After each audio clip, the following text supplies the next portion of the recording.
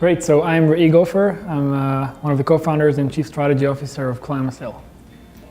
I started ClimaCell with two friends of mine, Shimon and Itai, who were both, like me, coming from Israel and a very long military service in the Air Force and Special Forces. And basically, all three of us had this pain from our service, which is not getting accurate, high-resolution weather data in the way we thought you can get it. And oftentimes it was just annoying and maybe messing up with your day plans a bit, so changing flight schedule or stuff like that. But then some other places it can be really dangerous and scary. And so we met here again in Boston about 3 years ago and decided to start a company around it. All three of us were doing our MBAs here at MIT and Harvard, and that basically, pretty much first week of school, we were like, okay, what do we do? That's not, it's kind of boring. We need to start a company. And we started ClimaCell literally the first, I think, week or second week of school. And doing that while at school was actually a great experience because we got, endless support from both schools. And, in MIT specifically, we got into the Legatum Fellowship and we got a lot of support from different faculty at Sloan and in other departments at MIT. And we're still in very good connection with many of them till today.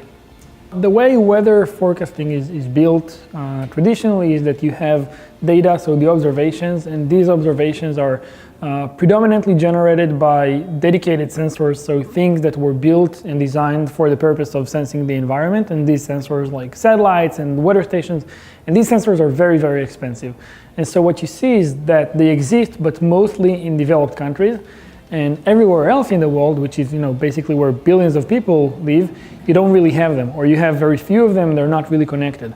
And as a result, because the data is not good, then the forecast and all the predictions that are based on this data aren't good as well. So in places like India and Brazil and obviously Africa and Southeast Asia, you have quality of weather forecasting that is lagging decades behind what we see here in the US or say Western Europe. The way we solve this problem is looking at it from a completely different angle and saying, instead of actually building and deploying more sensors, which is something that would cost billions of dollars, we're looking at how we can repurpose existing things that are already out there in the millions and basically turn them into weather software using just a software approach.